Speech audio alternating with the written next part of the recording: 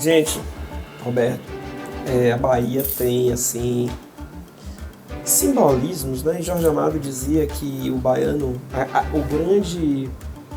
grande diferença da Bahia é que quando seus ícones se vão, outros já estão prontos e maturados para assumir os seus lugares, né? Gente, Roberto, a gente recebe aqui os nossos convidados e toda vez que a gente recebe uma convidada, a gente tem certeza que vem... Uma convidada especial. E uma convidada especial. Hoje a gente vai conversar com uma das memórias vivas da nossa terra. O dia hoje é só de história, de vida extraordinária, sensacional. Pessoas que com a vida mudam a história de outras pessoas, de geração. Hoje nós vamos ter a oportunidade de encontrar um amigo irmão meu, é meu amigo irmão, coração. Estamos com a tia, agora com o amigo irmão. Tá tudo dedicado, mas tá bom demais. Ai. Pois é, craque da publicidade, um baiano retado. Da comunicação. Da comunicação, conhece tudo de marketing, conhece a terra, conhece... Tem um grupo de empresários que ele reúne aí que faz um sucesso danado. O nome é positivo, é bom negócio. Né? Não, e agora é da ideia aos aromas, né? Como todos sabem, nossa gravação é feita antecipadamente, né? Então, como hoje é sexta-feira, dia de branco, dia de Bonfim, né? Na Bahia a gente tem que sair de branco, renovando as esperanças, né? As forças e tudo mais, buscando apoio no Senhor do Bonfim para a gente enfrentar todas essas situações que a vida nos impõe, que o baiano ele é abençoado, né? Porque ele tem o Senhor do Bonfim aqui na Colina Sagrada e ele está pronto ali para receber todo mundo de braços abertos. Especialmente dia de sexta-feira. Começou bem, hein? Mais uma vez aqui, né? A gente, Roberto. E hoje a gente recebendo aqui, rapaz, um grande baiano. Hoje a gente vai poder afirmar, né? Porque hoje muita gente já afirma, mas eu queria ver fazer essa afirmação lá em 1963. Então hoje a gente pode afirmar que lugar de mulher é onde ela quiser estar. Nós estamos tendo hoje aqui a satisfação, a felicidade de receber André Velame, né? Com todo o seu carisma, com toda a sua capacidade de trabalho. Hoje a gente vai saber muita coisa aqui. Conhecer a história dessa mulher importante que marca a geração dela aqui no estado da Bahia. É verdade. Seja bem-vindo, André. Obrigada, Marcelo. Obrigada, Roberto. É um prazer estar aqui com vocês. O problema não está em você estar em ascensão ou você estar na mídia. O problema não está em você alimentar as invejas, alimentar as discórdias.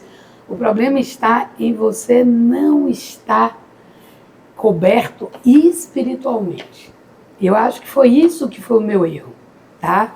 Naquele momento, naqueles 2 anos difíceis, e que eu atribuí ao insucesso, porque quem é filho de Joana e Bainho sabe o quanto carregar a palavra sucesso foi cobrado, tá? Então, para mim, que já vinha de uma comparação com meus irmãos, que tinham sido muito talentosos, enfrentar um insucesso foi muito difícil. Então, quando eu olhava para mim e achava que eu era uma mentira, que eu não era o que as pessoas achavam que eu era, porque eu não estava conseguindo ganhar dinheiro, porque deu errado financeiramente. A performance financeira parecia que engolia tudo que foi feito. Tudo que foi feito. Veio uma depressão, e o dia que eu resolvi hoje levantar... se chama isso síndrome do impostor, né? Síndrome... Muita gente hoje sofre... É muito bonito você falar isso, André, porque pessoas jovens que alcançam rapidamente o sucesso e que se vê muitas vezes em alguma dificuldade que é natural na vida profissional, na vida empresarial, né, de você ter ciclos, ela fica se perguntando, será que eu sou tudo isso que as pessoas acham? Isso é um processo. E é um processo que a gente vivencia, né? E E assim, o que eu estou contando isso e estou falando isso, porque assim, coincidentemente, você falou sobre a naturalidade, e não é não a naturalidade, mas que isso acontece em todas as pessoas que são empreendedoras, e Marcelo comentou sobre quanto isso é um impacto emocional para as pessoas. Então, o que eu digo para todas as pessoas é, a marca ficou. Eu voltei em 2004, de 2002 a 2004 foi quando eu finalizei o Complexo Sauípe, eu entrei na fábrica e tinha um mundo de matéria-prima sobrando, e foi quando eu criei o Caroço de Dendê, que foi criar uma linha de objetos de decoração que fossem feitos através do reaproveitamento de matéria-prima desenvolvido por Complexo Sauípe. Isso foi criado e lançado em São Paulo e 4, 5 dias depois eu tinha aberto 120 pontos de venda no Brasil. Tá? Eu na realidade, tenho uma característica muito louca. De repente, o processo é muito louco, porque assim, você pega, você acredita, você vai, você vira. Para produzir essas peças todas, que passou, eu fui para São Paulo com 20, 30, 40 peças, voltei com um pedido de entrega de 3, 4, 5 mil peças, e aí você começa a levar o sopão dos funcionários para virar à noite com você, para fazer, para acontecer, ainda com aquela dificuldade de realizar tudo, e realizamos e fizemos, mas aquilo não era o que eu queria fazer. Eu precisava voltar para a comunicação, eu precisava voltar. Infelizmente, eu não nasci para os bastidores, tá? Eu nasci para estar na frente. Eu nasci para os holofotes. Eu nasci para criar a história e para receber as porradas que a história nos dá. Mas eu nasci para isso. Então, Caroço de Dendê e inspirar histórias. Exatamente. Muita gente se inspira. Então, hoje a gente está tendo aqui o prazer, o privilégio, prazer e privilégio de receber e poder conversar com um dos maiores publicitários que a Bahia produziu, gerou, entregou na sua geração. Um homem que leu a história e constrói a história nos bastidores. Né? Então, assim, a Bahia tem um legado na área publicitária para o Brasil. Agora, no marketing político, ele se destaca de uma forma assim única. Desde sempre. Aqui na Bahia, é, sem sombra de dúvida, o publicitário mais vitorioso. É o monstro sagrado. Né? Se você fosse pesar, né, fazer aquela equação, vou fazer uma equação aqui de X e Y, você pesaria o que mais hoje? Estratégia ou criatividade? Pois é, vou aproveitar uma frase do presidente Lula no lançamento do meu livro, que foi na quarta retrasada. Eu estava lá. Você estava lá. Ele falou um negócio seguinte, que a campanha dele a primeira campanha dele, que o Duda fez, ela foi mais emocional. Que era um momento importante, foi mais emocional. E essa campanha de 2022 foi mais estratégica, né? É isso que eu percebi. Assim, se lembra que ele falou isso lá? Olha, quando eu vejo um pouco da história, que a gente fez campanha juntos, né? A gente estava em coordenações juntos, eu vi descolar, antigamente, o peso do cara que criava as coisas.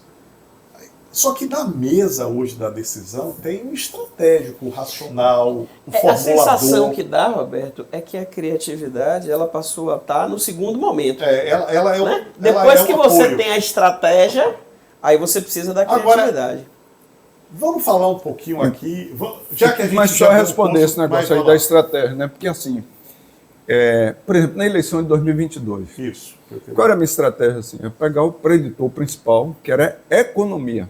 O Brasil estava de volta de novo ao mapa da fome, né? E tinha problema da inflação. Então eu concentrava naquilo ali. O que o adversário queria? Puxar para um outro plano para pegar as questões identitárias, né? Que abordava, sei lá, banheiro, unissex, aquela coisa toda, aborto, que não é uma questão de governo. Eu concentrava naquilo. Eu poderia até responder a isso, mas eu puxava e voltava para o tema principal. Certo. Então eu abordei ali 3 coisas naquela campanha, que foram a economia, a pandemia, porque aí abordava como o governo anterior trabalhou a pandemia Que na minha inadequadamente. ótica foi o maior erro estratégico. Então aí peguei Bater nisso ali, né? e democracia.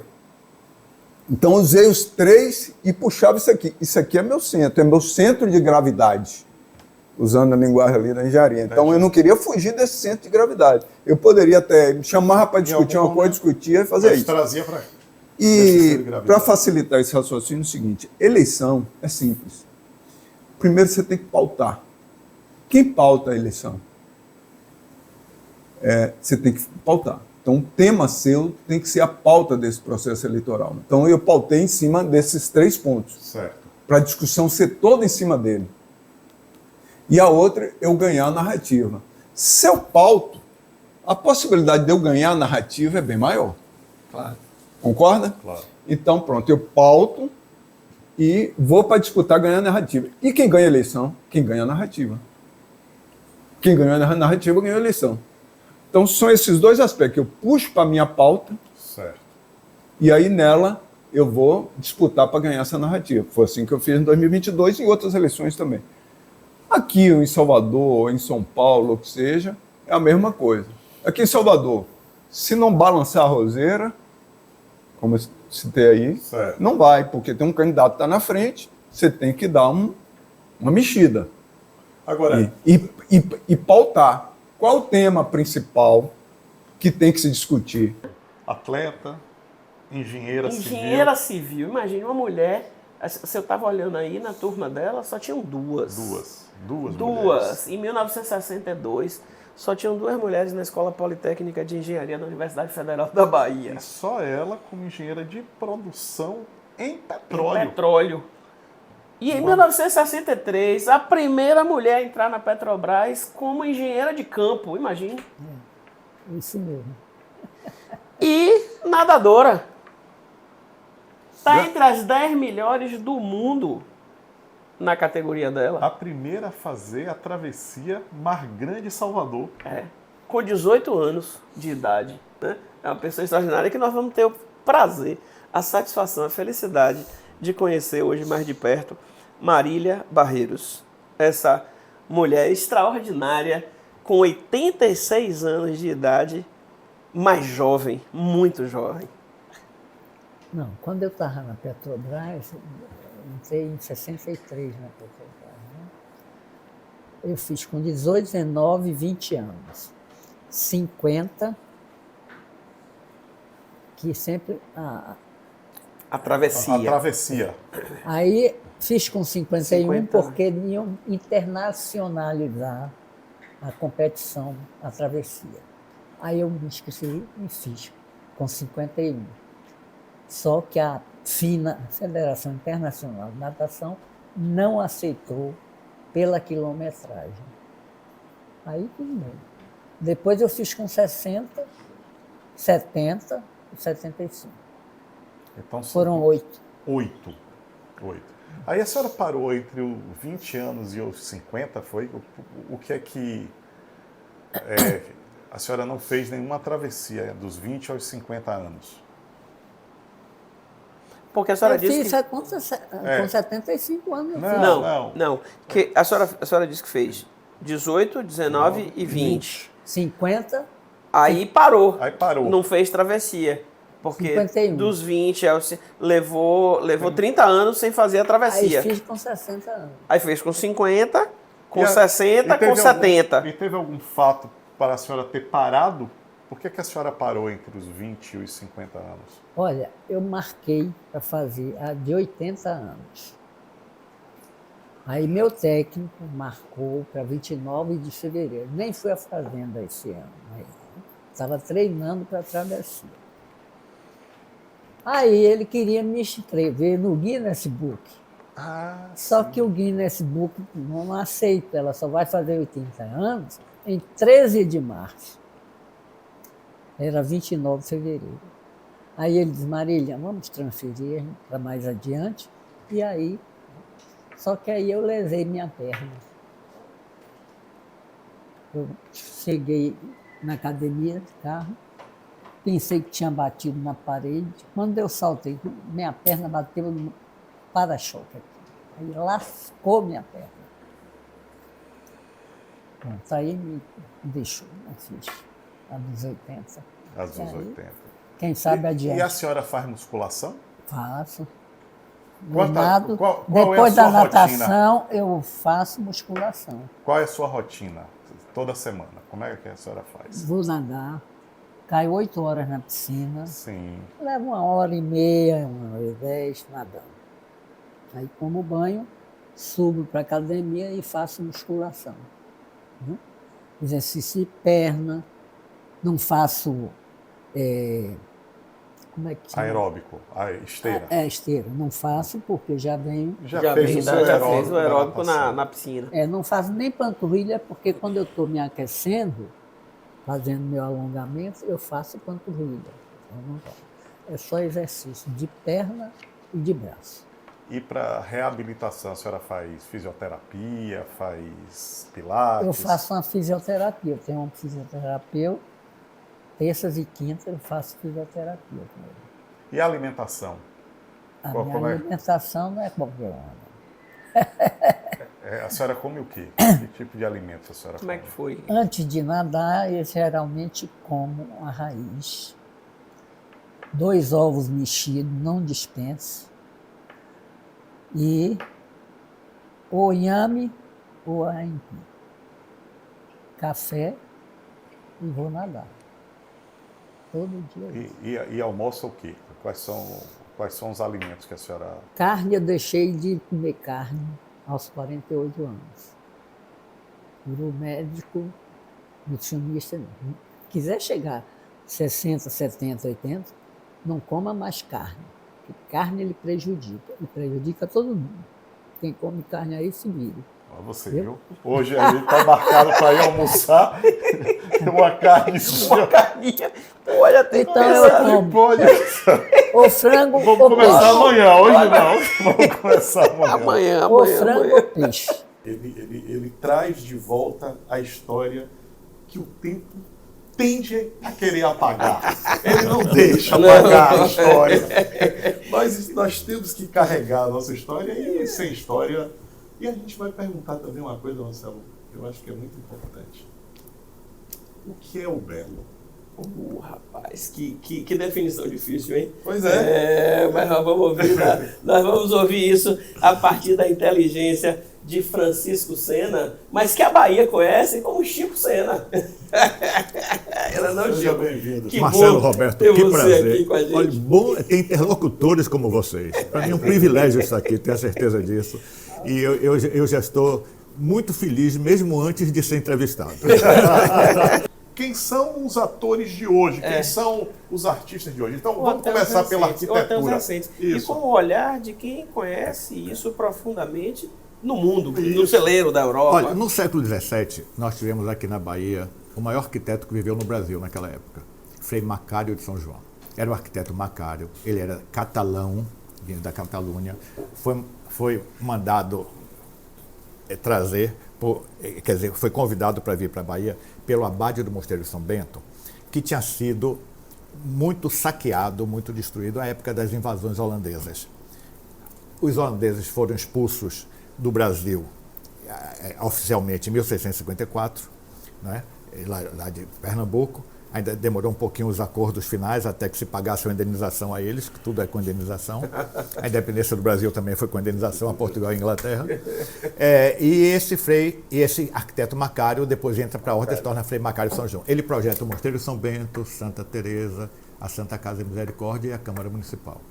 E uma igreja no Recôncavo, Frei Macário. Frei Macário. Macário de São João.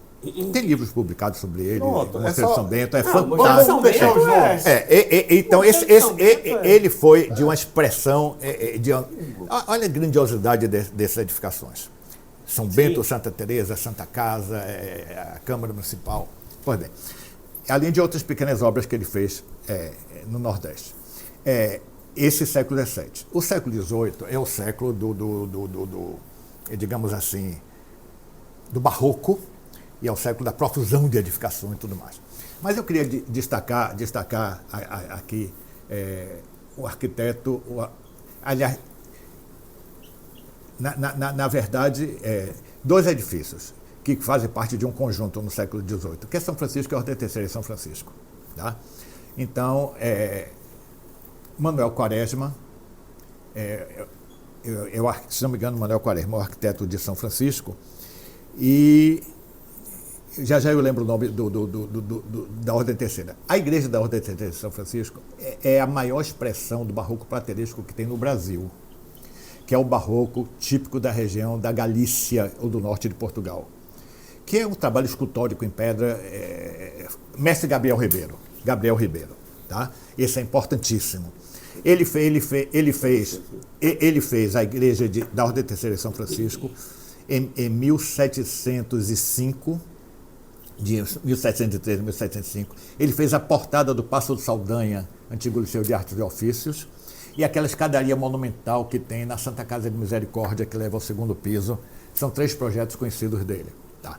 No século XIX, é o século das obras públicas grandes, de palácios, de grandes edificações e tal. Então, no século XIX, nós temos muitos nomes. Mas tem um nome importante aqui, que é arquiteto. Bem, ele projetou a Associação Comercial da Bahia, a sede da Associação Comercial da Bahia. Ele era um arquiteto militar. E esse arquiteto... A primeira associação comercial do Brasil. Das Américas. Das Américas. Só que aquele prédio, ele foi inspirado na arquitetura inglesa do Adams, que foi um arquiteto do século anterior. Porque como a gente celebrou a abertura dos portos ao comércio estrangeiro, diga-se inglês, então a primeira associação comercial tinha um padrão da arquitetura inglesa. Então era o neoclássico inglês. Foi o primeiro edifício neoclássico do Brasil. Tá? Bem, no século XX, nós temos, na segunda metade do século XX, o modernismo na Bahia foi introduzido em escala por Diógenes Rebouças. O grande arquiteto Diógenes Rebouças. Arquiteto, urbanista, historiador também, pintor. Muito interessante. Diógenes foi formado em ele era engenheiro agrônomo, ele era formado em belas artes, pintor, e ele era arquiteto. Tinha 3 graduações universitárias. E foi um grande homem. Então, o modernismo na Bahia, ele se expandiu a partir das obras de Diógenes Rebouças. Tem outros grandes nomes, obviamente, mas eu diria que capitaneado por Diógenes. Eu tive a felicidade de ter sido aluno dele, tá bem? Pois bem, então, vamos destacar aí, porque senão eu vou ter um leque de nomes. Na área das artes, para consagrar na área das artes, vamos chegar à escultura do século XVIII. Nós tivemos, na Ordem Beneditina tem uma obra do Francisco das Chagas, conhecido como o Cabra, que é um Cristo atado à coluna, que para mim é a obra-prima da escultura baiana e que está no mesmo patamar das obras do Aleijadinho em Minas Gerais. Ela não está exposta no momento, o museu está fechado, recolhido há muito tempo. E outro, Manuel Inácio da Costa, foi um arquiteto que realizou muitas obras, mas que a obra sacra-prima dele é São Pedro de Alcântara, que está no altar lateral na igreja de São Francisco. É uma obra de uma expressão belíssima. Mas, além de autor sacro, foi ele quem esculpiu a escultura do Caboclo, que saiu no 2 de julho.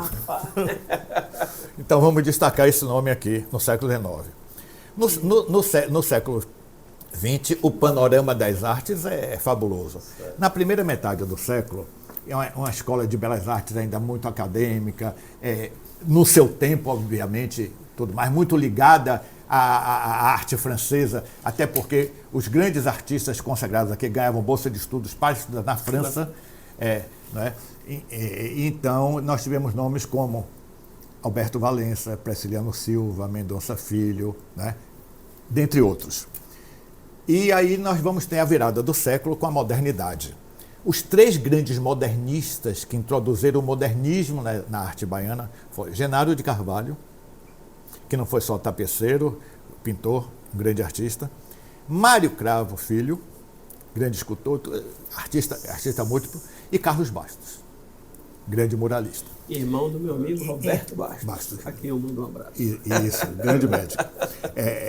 Você sabe que esses três romperam com o academicismo e introduziram a modernidade aqui. E hoje nós temos, aí vem o moleque todo, nós temos também os artistas que se tornaram baianos, aqueles que encontraram a sua identidade espiritual e artística na Bahia. E eu destacaria 2 nomes aqui, dentre outros também. Aliás, vou destacar 3 nomes aqui. Eu destacaria na pintura Caribé, que era argentino, de Lanús, na província próxima a Buenos Aires, Caribé. Destacaria Floriano Teixeira, que veio do Maranhão, passou pelo Ceará e veio para a Bahia. Eu destacaria um sergipano, General Augusto. E destacaria na fotografia Pierre Verger. Um grande cantor, começou como croner de orquestras, né, fazendo baile para as pessoas dançar. Né? Aí depois monta um grupo icônico Que gera um movimento e que até hoje não tem similar no no mundo. porque era mais do que só um movimento de cultura, mas é um movimento social, de postura, né, contrária àquele momento da ditadura, Rapaz. de uma cultura que vinha há muitos anos sem ter movimento, e ele traz um movimento novo e leva o nome da Bahia. Né? É a essência da Bahia. Isso é a essência da... Nós estamos aqui com uma pequena amostra da essência da Bahia. Pois é. Aí depois, com sucessos, se torna um pesquisador da música, Sim. Marcelo. É muito importante, ele aprofundou como surgiu o samba, onde surgiu o samba, a palavra, os ritmos. Como ele passeia por vários ritmos, vai ser um Gênio. momento, E vai ser um momento aqui maravilhoso. Paulinho Boca de Cantor. Quanta honra ter você aqui no Multiálogos. Para mim também, uma satisfação, falando com um grande amigo como é o Roberto Muniz, com você, Marcelo, que é um amigo também, cara que a Bahia toda conhece e respeita muito. Para mim é muito bom estar contando um pouco dessa história, né? Todo mundo já sabe um pouco dessa história, apesar da gente no momento estar um pouco preocupado com o mundo, o que está acontecendo no mundo, mas sempre com aquele otimismo de que assim como a árvore cresce, assim como meu cabelo cresce, como minha barba cresce, né? Eu tenho certeza que o mundo também cresce, porque quando o mundo cresce, cada pessoa cresce. Quando cada pessoa muda, muda o destino. Então esse otimismo não é um otimismo barato, é um otimismo verdadeiro de que o mundo está caminhando. E tem mais, os sábios dizem isso, quanto pior fica, mais aprende mais, e aí é que a gente vai melhorando.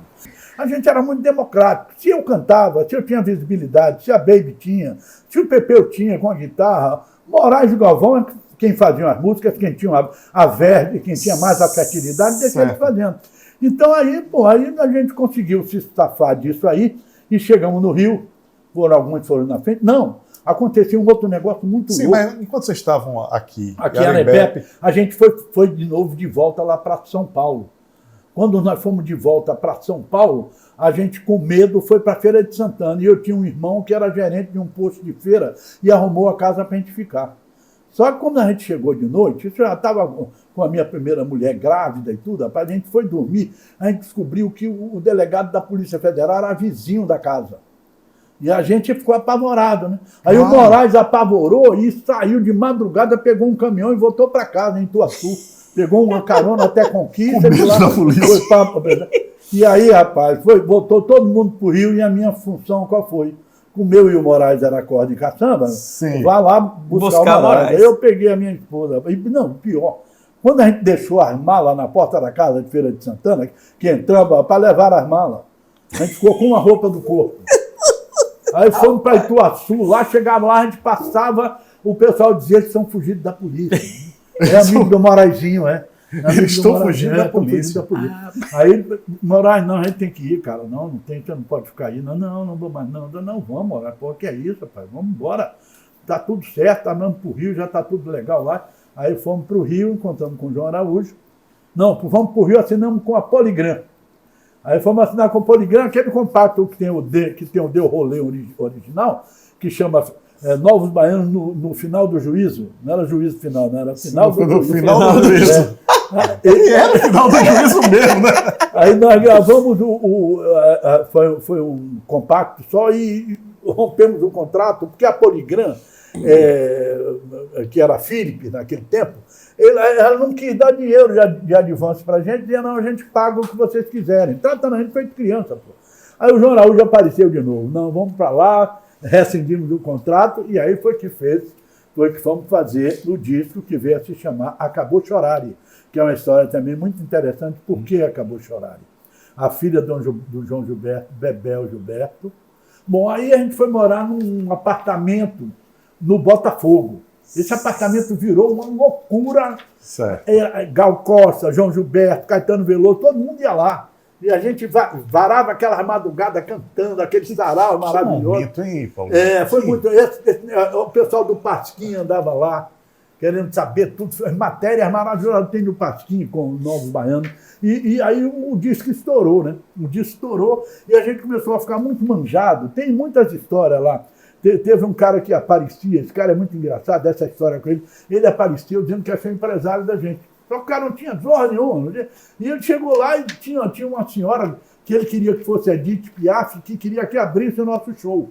Aí ele tomava o dinheiro dessa senhora e, não, vou levar, você vai abrir o show dos Novos Baianos, não sei o que, o maior sucesso.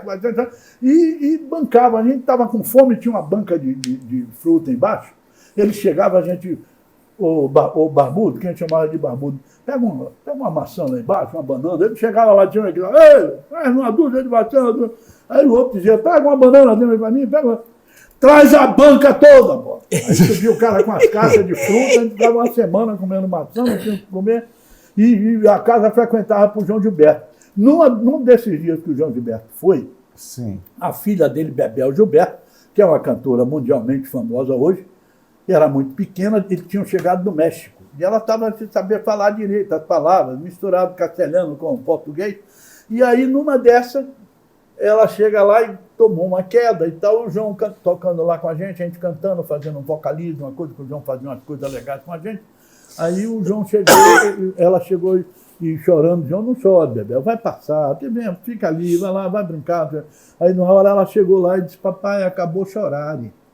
Não estou chorando mais, acabou a chorar. Aí o Galvão ouviu isso, a gente ouviu, e aí é que nasceu o nome Acabou a Chorar.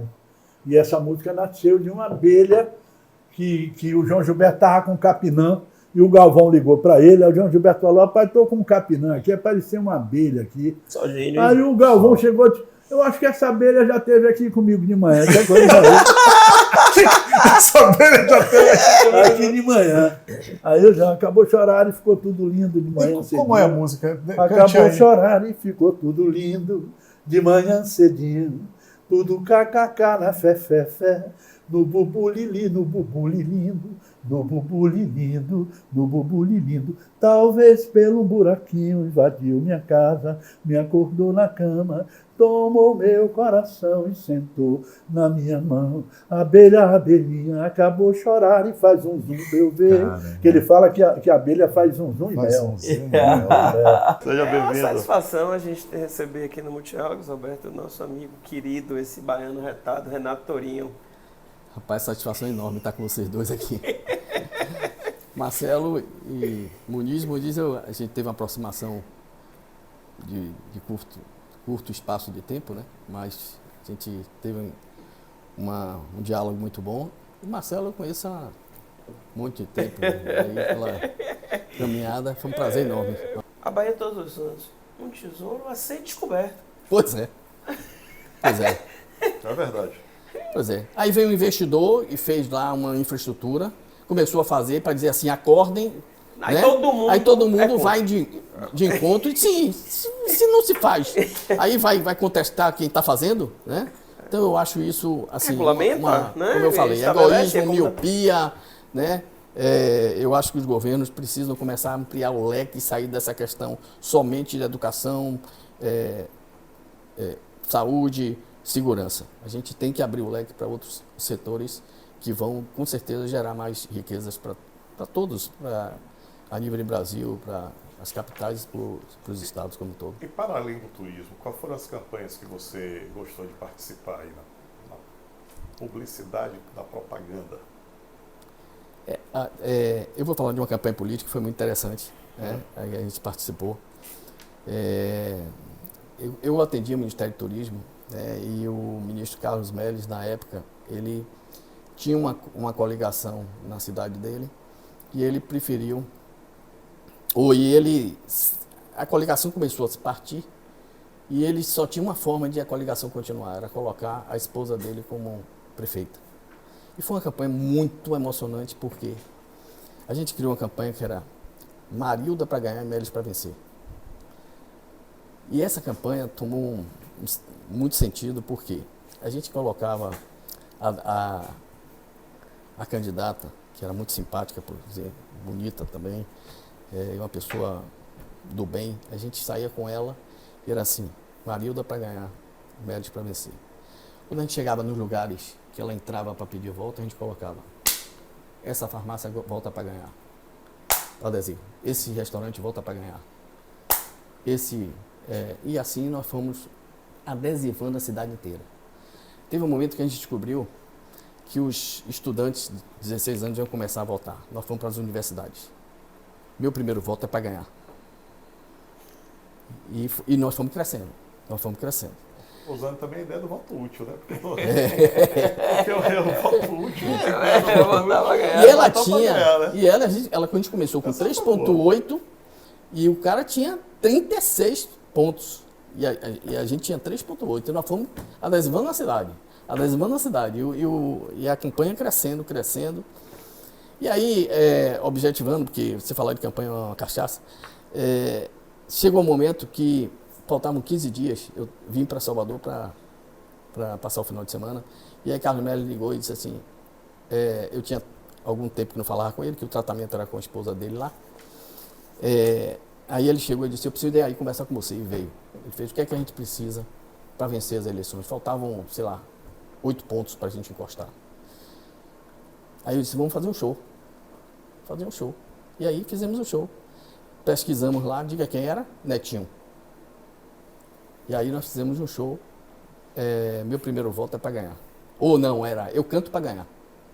Eu canto para ganhar. Eu canto para ganhar. Tudo para ganhar, só no voto útil. 30 mil pessoas. Eu canto para ganhar. A cidade tinha 110 e ganhamos as eleições. Dessa forma.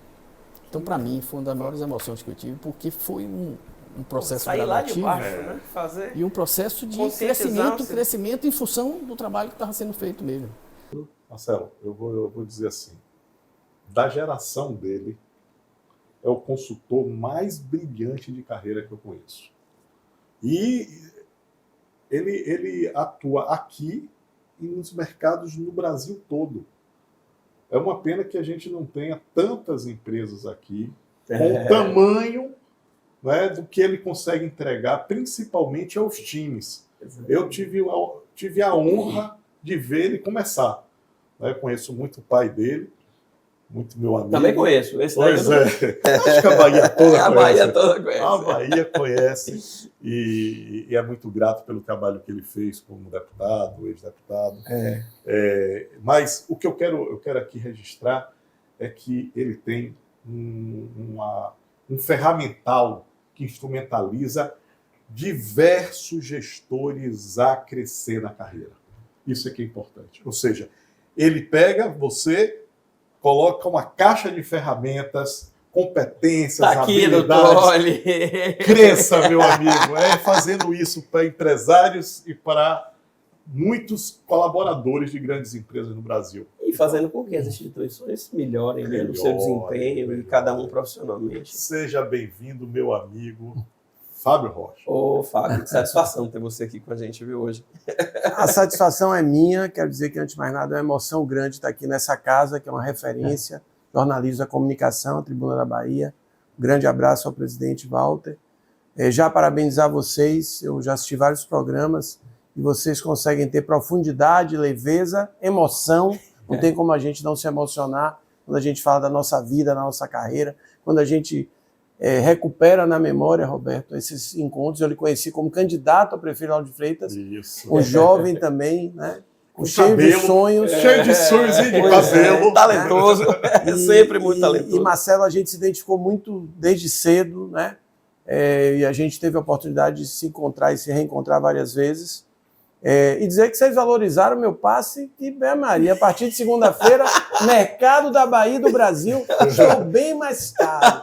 Mas acho que vocês definiram muito bem no que cabe ao propósito, seja o meu propósito, o propósito da minha empresa, junto com a Maísa Neville, que é a sócia fundadora, está passeando agora na Turquia e na Grécia, porque ela merece, eu trabalhando aqui. A burocracia, ela ficou sendo algo em que você limita a força do Estado. Você gera uma segurança jurídica do Estado contra você, como contribuinte, como cidadão. Só que hoje, a burocracia engoliu tanto o Estado quanto a sociedade. Então, o próprio funcionário público, ele é também uma vítima desse Estado hipertrofiado e dessa burocracia. Perfeito, sem dúvida. Então, a gente... Por isso que existe o apagão das canetas. Lógico. Às vezes você ouve o cara dizer, ninguém tem coragem de dar esse parecer. Ninguém autoriza não, irmão. Famoso ordenador de despesas não é para qualquer um. Liderança, na verdade, é algo complexo. Olha, vocês trouxeram... Primeiro eu queria dar uma sugestão para ficar gravado para a eternidade. Vocês têm que ter o momento lúdico depois da gravação do podcast. Pegar quem sabe ali, Boteco do França, ou coisa, até deve ser patrocinador, França patrocina, para a gente depois, meio-dia, né, tomar uma, porque eu já vi que é assunto para... daqui a pouco acaba e a gente nem começou. Eu vou querer, hoje o rapaz perguntou, o senhor está vindo pela primeira vez? Eu digo, meu amigo, eu acho que é a primeira e talvez última, porque cada dia eles entrevistam pessoas diferentes. Não que eu não possa voltar. Mas assim, vocês em poucos minutos trouxeram conceitos riquíssimos que têm a ver com minha vida profissional de momento. Cultura organizacional, tá? Essa é uma questão fundamental. Imagine, fica à vontade. Eu quero fazer uma pergunta. O que é que mudou? O que é que você percebe? O que é que mudou da cultura organizacional dos seus 25 anos e a percepção que você tem sobre esse mesmo tema aos 52 anos? Maravilha. Vou tentar fazer um paralelo aqui e conectar algumas questões. A pandemia foi um divisor de águas. Certo. O mundo hoje é híbrido. Sim. Né? Então você tem o digital e você tem o presencial. É verdade. E muitas vezes a gente vai para um caminho muito equivocado. Porque o que é a transição? É a coexistência, Roberto, do velho com o novo. Coexistência. Eu posso ir para o cinema assistir um filme, eu posso assistir um filme aqui. Ok? Certo. Eu posso ir para o estádio de futebol, que é o que eu gosto, ou eu posso estar lá no streaming. Então, não é que isso não existia antes da pandemia. A pandemia só fez acelerar coisas que existiam. Então, o mundo mudou radicalmente. Primeiro, nós temos, isso tem a ver com um dos livros nossos, 5 até 5, geralmente 4. Pela primeira vez na história do mundo, nós temos 4 diferentes gerações trabalhando juntas, numa mesma organização. Isso já muda tudo.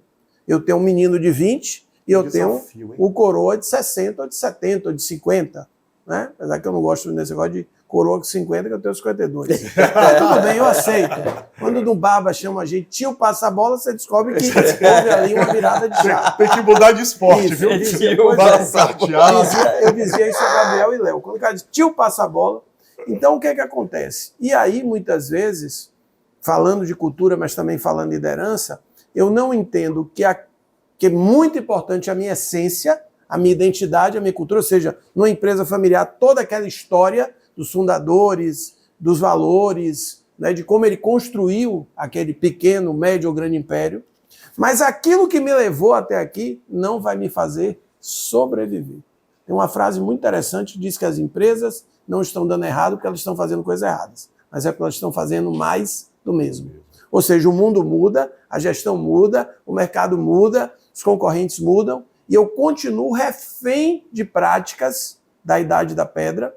Ou seja, o maior concorrente de uma empresa é a própria. Sem dúvida, sem dúvida. Quando você tem na Bahia a cultura que o empresário gasta milhões no equipamento, numa sede, e ele não gasta poucos recursos em gente, quando eu chego em empresas de 30, de 40, de 50 anos, que nunca tiveram um programa de desenvolvimento de liderança, eu juro para vocês, como se dizia antigamente, dá vontade de rasgar todos os diplomas. Porque, inclusive, vocês questionam como essa empresa está em pé. Só que ele não entende que o mundo mudou e que às vezes o maior entrave dele não é grana, não é tecnologia, mas é porque ele não tem gente formada para fazer a empresa crescer ou os sucessores. Isso aí. Rapaz, hoje nós estamos aqui com um craque. Cara bom demais. Jovem, simpático, educado, gentil. Uma pessoa assim de um carisma. Super qualificado, né? Na área de comunicação. Formado pela UXAL em comunicação. Isso. Né? Tem jornalista, tem uma publicitário. Empresa que manda ver na área de comunicação, está inserida aí num contexto social, high society, de fazer, de acontecer, de fazer com que as coisas fluam, aconteçam, grandes iniciativas, projetos, eventos. Nós estamos aqui hoje com o nosso querido amigo, né? Tamir Mota. Ô, Tamir, seja bem-vindo. Que satisfação ter você aqui com a gente no Multiálogos. Um prazer estar aqui com vocês. Me senti honrado. Primeiro porque acompanho o Multiálogos desde o começo. E acho que sentar na mesma cadeira em que já sentaram nomes como Jacques Wagner, Isabela Soares, Luiz Mendonça, Joaci Góes, é de uma honra, que eu acho que eu quero ficar aqui sentado até meio-dia para pegar essa veia. Pegar essa energia. Tem uma peculiaridade que eu acho interessantíssima, que é você chega em Brasília hoje, em 2024, e você tem nomes da Bahia dominando lugares importantíssimos. Então você tem o Ricardo Alban, que já esteve aqui na CNI. Isso. Você tem o Jacques Wagner, que já esteve aqui comandando toda a parte política do governo Lula. Você tem um Rui Costa, que é ministro, Margarete Menezes, que é ministra. Você tem um Cláudio Medeiros, que está à frente do Sinicom, que hoje é um sindicato de grande importância da construção. Então você chega em Brasília, que é o centro do poder. Doutor João. Doutor João, CNA, exatamente. Na CNA, exatamente, que o agronegócio hoje é a grande estrela do país. Então são muitos nomes hoje que estão em Brasília, em lugares estratégicos, colocando a Bahia nesse roteiro importante. Então a nossa visão é a seguinte, empresarialmente falando, né? E aí quando a gente fala de empresarial, a gente tem muito a olhar sobre São Paulo, a gente não tem hoje um nome que se compare a Norberto, que se compare a Paz Mendonça, não tem, mas acho que vai ter. Mas em Brasília a gente está ocupando hoje um papel de poder que é essencial e fundamental. E que inclusive pode ser passageiro ou não. Eu falo passageiro porque o poder ele vai se reciclando, né? Mas eu acho que a gente ocupou hoje um lugar de muito privilégio, quando se fala em poder. Não, na Câmara, nos tribunais. Exato. A gente tem uma eleição da Câmara que foi polarizada até então por dois baianos. Isso não existe desde que o Luiz Eduardo Magalhães estava vivo, né? E nem eram dois nomes, era só o nome dele. Então eu acho que a gente está ocupando um lugar de privilégio quando a gente fala de bastidores do poder. Pois é, eu acho que isso que você... Eu ando muito por lá, né? Eu tenho andado muito por lá. Você vive. Você detectou... Você concorda com o que eu falo, então? Concordo plenamente. Mas entendo que a gente precisa deixar de ser uma potência, ou deixar de ter potencial para ser uma potência. Sem dúvida. Certo? Isso... Avançar mais. Assim, nós precisamos de empreendedorismo dentro do Estado da Bahia. Sem dúvida.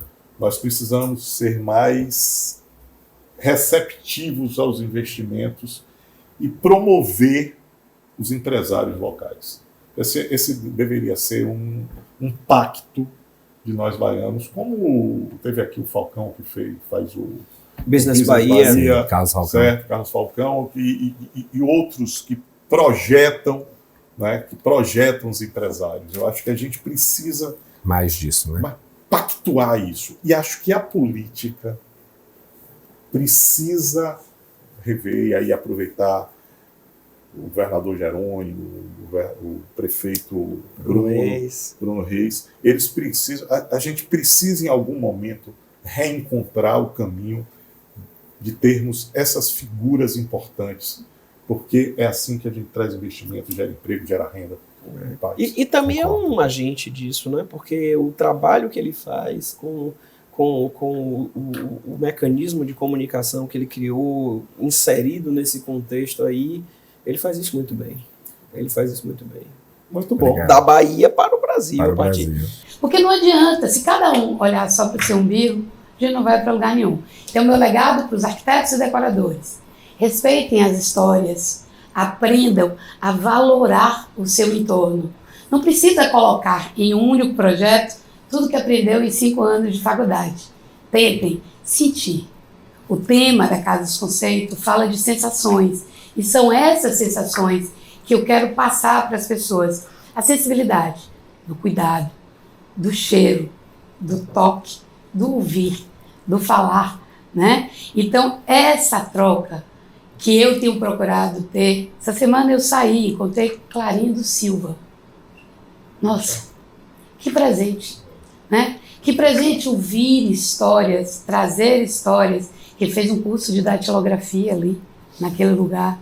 Então é isso que eu quero, que ali seja um grande espaço gastronômico com os melhores restaurantes. Dia 7 de outubro eu inauguro o Rooftop, um Claude Trogro, um bar e brasa de cozinha mediterrânea, fortalecendo ainda mais a Bahia como um espaço gastronômico e cultural.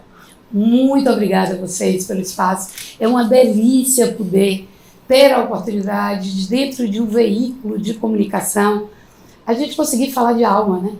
Falar de alma é tão bom, falar com amigos é tão bom. E eu sou uma pessoa que sou muito grata à vida e às oportunidades. Muito obrigada a vocês. Eu acho que a mensagem assim, é acreditar. Acreditar que você pode fazer alguma coisa. O menor que seja, né? Você vai fazer assim, seu mundo é melhor no seu entorno ou com outros, mas que a gente acredita em fazer alguma coisa.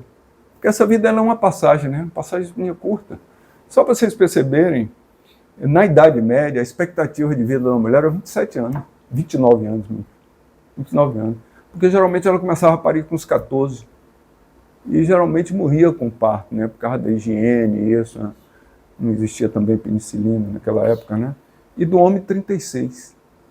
Hoje, a gente vê aqui, a gente está discutindo assim, uma pessoa de 60 anos, pô, um cara novo, pô, você está novinho, isso. Então a expectativa de vida aumenta. Uma criança, 60 anos, uma criança. Pois é, e é inadmissível que a gente tenha ainda em alguns países essa expectativa tão baixa de vida, né? Eu acho que a gente precisa, com o advento da tecnologia, que a gente possa viver melhor. Mas independente do tempo que viveu, e eu citei Raulzito aqui, Raul Seixas, na música, diria, morreu cedo. Quantos não morreram cedo? Mas deixou uma história. Deixou. E cada um deixa a sua história. E a beleza está nisso. Né? Sem atividade física, ninguém vai... Eu me conscientizei desde cedo que Deus me deu uma máquina. Se eu deixar essa máquina parada, você deixa um carro parado, trava tudo, enferruja, não. A mesma coisa a máquina. É um motor. Começa a dar problemas nas circulações. Tudo. Conheço gente já da minha época que está andando de bengala ou de cadeira de roda. Então, o que eu deixo de mensagem é: façam atividade física. Essa mensagem, eu vou subscrever a mensagem que ela deixou em um poema. Ela finalizou o poema a expressão dizendo assim: não tenho idade, sou, aqui estou no embalo do tempo, o que der e vier eu topo, e tudo é expressão. Perguntaram para ela qual a melhor coisa que você encontrou na vida, e 99% disse que não foi dinheiro, não foi projeção social, não foi nada. Encontrar com os amigos para conversar, beber um vinho, comer alguma coisa. 99% falaram que a melhor coisa que aconteceu na vida deles foi isso. E agora vamos dar sequência fazendo isso junto. Bebendo um vinho e comendo juntos. O tempo não é infinito, mas as ideias são. Você não pode parar de criar. No dia que você para de criar, você para de oxigenar a sua mente, o seu físico. Então, o tempo inteiro, sua cabeça tem que parar, ou tem que fazer aquilo que a gente imagina todos os dias. Criar, criar e criar. Eu me permitiria ir uma mensagem além de mim, né? Claro que tem a ver comigo, porque eu acredito nisso. Acho que a Bahia pode ser muito melhor. Né? E eu, apesar de ser muito crítico com alguns comportamentos do baiano de forma geral, mas eu sou muito orgulho de ser baiano, acredito muito na minha terra, e a Bahia pode ser muito melhor. Isso depende muito da atividade privada, depende que a gente saia da zona de conforto, que a gente não seja tão passivo. Tem grandes exemplos aí hoje do Carlos Falcão, do Paulo Cavalcante e tantos outros e precisamos fazer essa terra, de fato, ser o que ela merece ser. Quando eu vou em outros estados, eu vejo quanto a gente tem aqui de riqueza, de potencial, e precisamos mexer, de fato, uma relação nossa com a educação e trabalho. Não é só a ferramenta, é mudar essa relação com a educação e trabalho. Isso passa muito pela área privada e passa também por uma coisa difícil. Eu sou exemplo de alguém que resiste a isso, que é os bons homens e as boas mulheres vão para a área pública e para a política. Política precisa de gente boa.